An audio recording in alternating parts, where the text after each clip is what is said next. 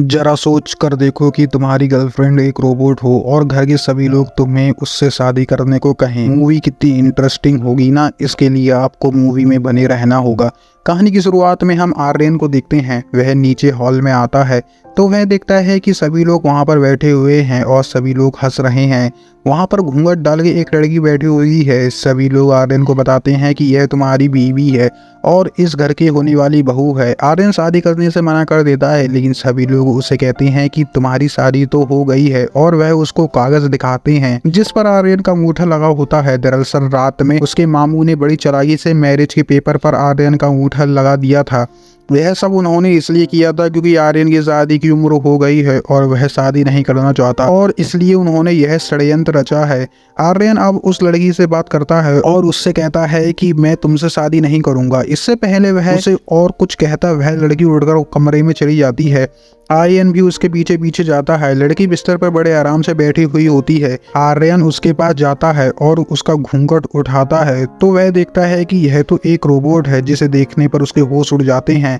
इसके बाद आर्यन नींद से उठता है। दरअसल यह सब कुछ उसका एक सपना है। अब आर्यन कॉफी पीता है। वह काफी ज्यादा बेकार होती है। वह अपनी नौकरानी की कमियां निकालने लगता है और उसे रुपए देकर वहां से चले जाने को कहता है। इसके बाद आर्यन तैयार होकर अपने ऑफिस जाता है और वहां पर ऑफिस फ्रेंड मायरा से मिलता है। आर्यन एक रोबोट बनाने वाली कंपनी में काम करता है। आर्यन का एक दोस्त होता है जिसका नाम मोंटी है। मोंटी उसे एक गर्लफ्रेंड बनाने की सलाह देता है और शादी करने को कहता है, लेकिन आर्यन उसकी बातों को सीरियसली नहीं लेता है। अब वह लोग ऑफिस में काम कर रहे होते हैं जिसमें वह लोग रोबोट की कमियों को सुधारने का काम करते हैं।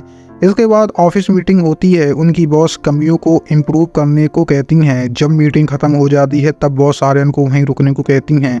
यहाँ पर हमें पता चलता है कि यह आर्यन की मासी हैं। मासी आर्यन को बताती हैं कि वह न्यू प्रोजेक्ट के लिए बहुत ज्यादा एक्साइटेड हैं, इसलिए वह चाहती हैं कि इस न्यू प्रोजेक्ट की टेस्टिंग वह खुद यहाँ आकर करे। अब वह अपनी मासी की कंपनी में जाता है। वहाँ की टेक्नोलॉजी देखकर तो उसके होश उड़ जाते हैं। आर्यन अब अपनी मासी से मिलता है। मासी आर्यन को वहीं टेक्नोलॉजी दिखाती हैं। अब आर्यन अपने कमरे में जाता है जहाँ पर वह एक लड़की को देखता है। इसका नाम सिफ्रा है।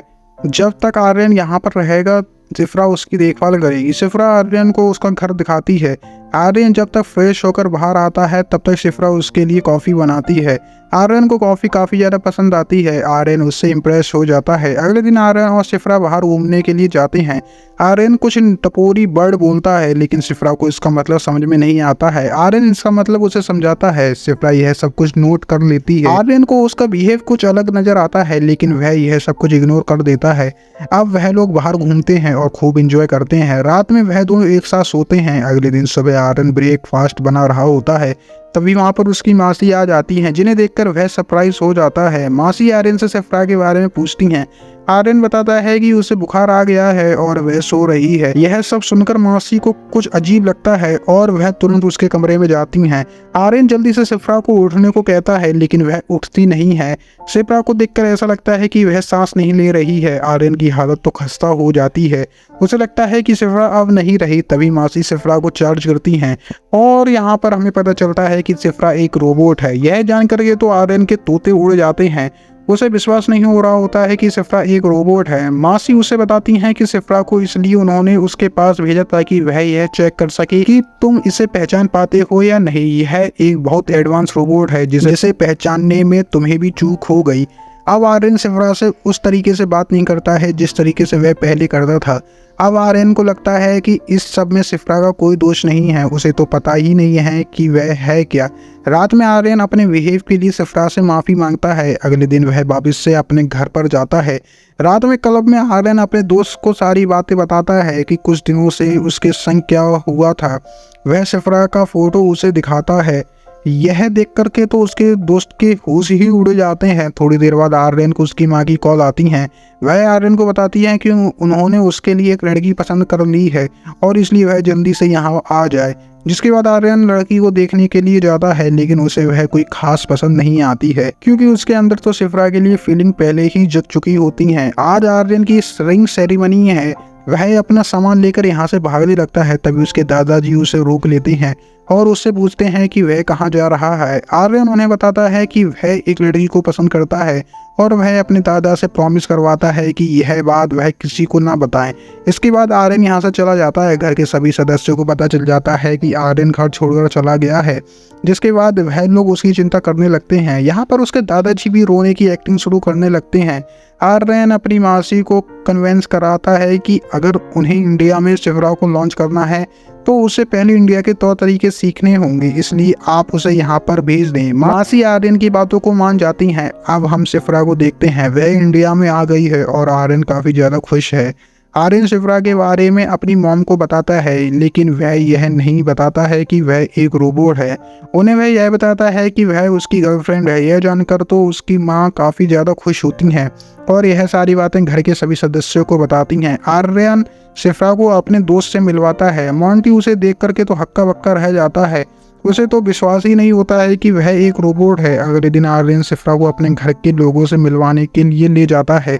सभी घर वाले शिफ्रा को देखते रह जाते हैं क्योंकि वह काफी ज्यादा सुंदर होती है। इसके बाद सभी घर वाले शिफ्रा की अच्छी सी देखभाल करने लगते हैं। आर्यन अपने घर वालों को बताता है कि शिफ्रा अनाथ है। अब रात के समय आर्यन की माँ अपनी बहन को कॉल लगाती हैं और उनको थैंक्स बोलती हैं कि आर्यन को आपने इतनी अच्छी लड़की पसंद करके दी। आर्यन की मासी को कुछ भी समझ में नहीं आता। वह अपनी बहन को सारी सच्चाई बताना चाहती हैं। यह सारी बातें आर्यन सुन लेता है और वह बीच में आ जाता है और बात को घुमाने लगता है।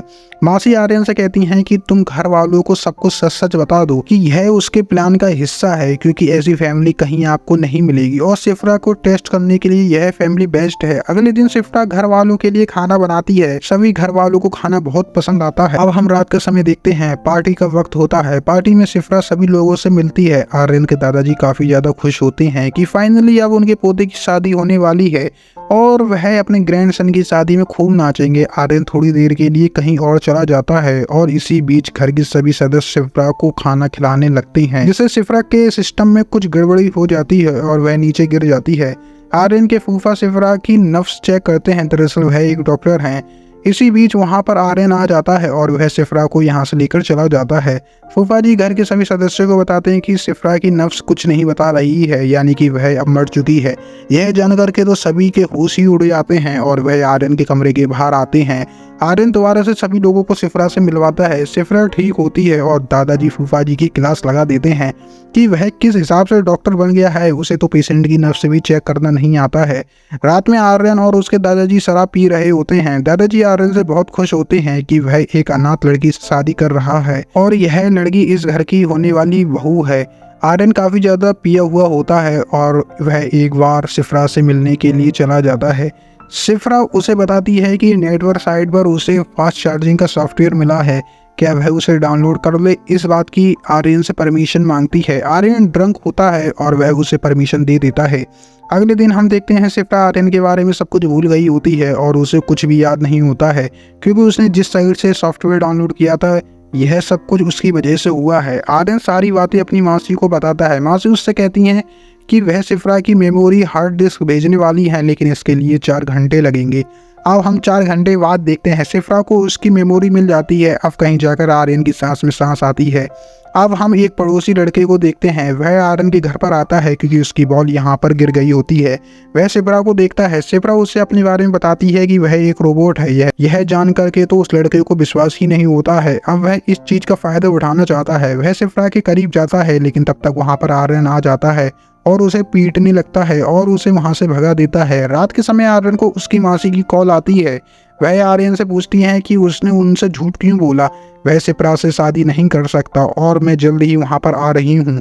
इसके बाद हल्दी की रस्म होती है। तभी हमें वहां पर पता चलता है कि आर्यन के दादाजी बीमार हो गए हैं।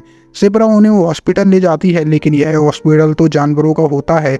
अब आर्यन गाड़ी खुद चलाकर दादाजी को अस्पताल ले जाता है, जहाँ उनका इलाज होता है। डॉक्टर उन्हें बताते हैं कि अब वह नॉर्मल हैं। उनका बीपी काफ़ी ज़्यादा गिर गया था। इस उम्र में ऐसा होता रहता है। आप इन्हें कल ले जा सकते हैं। आर्यन अपने दादाजी से मिलने के लिए जाता है, लेकिन दादाजी को तो सिर्फ आर्यन की फिक्र हो रही होती है। उन्हें तो बस कैसे भी करके आर्यन की शादी में नाचना है, यही उनकी एक आखिरी इच्छा है। घर में शादी की तैयारी शुरू होने लगती है और आज रात आर्यन की शादी है। रात में शिफ्रा अपने आप को चार्ज कर रही होती है, लेकिन तभी बिजली ऑफ ऑन होती है, जिससे शिफ्रा का फ्यूज उड़ जाता है और इधर मासी आर्यन से मिलने के लिए आती हैं और उसे यह सब कुछ रोकने को कहती हैं। वह कहती हैं सिफ्रा उनकी 15 सालों की मेहनत है और कोई भी ऐसे ही उसको नहीं ले जा सकता। वह आर्यन से बहुत ज़्यादा गुस्सा होती हैं क्योंकि वह झूठ बोलकर सिफ्रा को यहाँ पर लाया है और उसे शादी करने वाला है। आर्यन मासी को समझाने की कोशिश करता है। वह उन्हें बताता है कि आप सिफ्रा जैसी रोबोट और भी बना सकती हैं, लेकिन सिफ्रा उसके लिए सब कुछ है। मासी उसकी बातों को समझने लगती हैं। सिफ्रा पुलिस स्टेशन में रिपोर्ट लिखवाने के लिए जाती है कि उसके टमाटर चोरी हो गए हैं। यह सुनकर तो पुलिस वालों को अजीब लगता है। उन्हें लगता है कि यह लड़की शायद पागल है।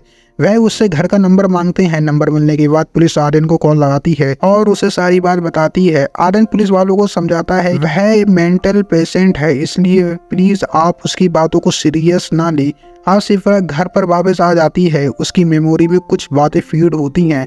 अब सिफ्रा एक आंटी को जोरदार तमाचा मारती है। सभी लोग उसे देखते हैं और उनके तो होश ही उड़ जाते हैं। अब सिफ्रा सभी के सामने डांस करने लगती है। किसी को कुछ भी समझ में नहीं आ रहा होता है। आर्यन उसे रोकने की कोशिश करता है लेकिन सिफ्रा उसे मारती है। आज सिफ्रा उसी लड़के को छत पर ले जाती है और उसे लटका देती है। वह लड़का डर के मारे सभी को बता देता है कि सिफ्रा एक रोबोट है। सिफ्रा अब पूरे मंडप में आग लगाने लगती है। आर्यन यह सब कुछ देख रहा होता है और उसे भी समझ में आ जाता है कि एक रोबोट और एक इंसान साथ में नहीं रह सकते। आर्यन के दादाजी रोकने की कोशिश करते हैं लेकिन सिफ्रा उन्हें साइड में गिरा देती है। अब आर्यन खुद सिफ्रा को रोकने के लिए आता है और वह सिफ्रा को मारता है। सिफ्रा काफ़ी डैमेज हो जाती है और वह नीचे गिर जाती है। अब हम कुछ दिनों के बाद देखते हैं आज सिफ्रा का इंडिया में लॉन्चिंग का दिन है। मासी सभी जर्नलिस्ट को सिफ्रा से इंट्रोड्यूस करवाती हैं लेकिन साइड में आर्यन खड़ा होता है। सिफ्रा की सेफ्टी सेटिंग ऑन है। आर्यन की सारी यादें उसकी मेमोरी से निकाल दी गई होती हैं। एक रिया नाम की लड़की आर्यन से मिलती है। उसने पिछले ही हफ्ते रोबोटिक ज्वाइन किया है। सिफ्रा उन्हें ही देख रही होती है। वह लोग आपस में बातें कर रहे होते हैं और एक अच्छे फ्रेंड बन जाते हैं। सिफ्रा उन दोनों को देखकर जेलस हो रही होती है। मोंटी आर्यन को बताता है कि सिफ्रा फॉर्मेट हो चुकी है, यानी कि उसके पास कोई भी यादें नहीं है, लेकिन फिर भी सिफ्रा उसे ही देखती रहती है और एक हंसी के साथ हमारी मूवी यहीं पर खत्म हो जाती है। आई होप गाइस मूवी पसंद आई होगी। मूवी पसंद आई हो तो प्लीज़ लाइक करना, चैनल को सब्सक्राइब करना।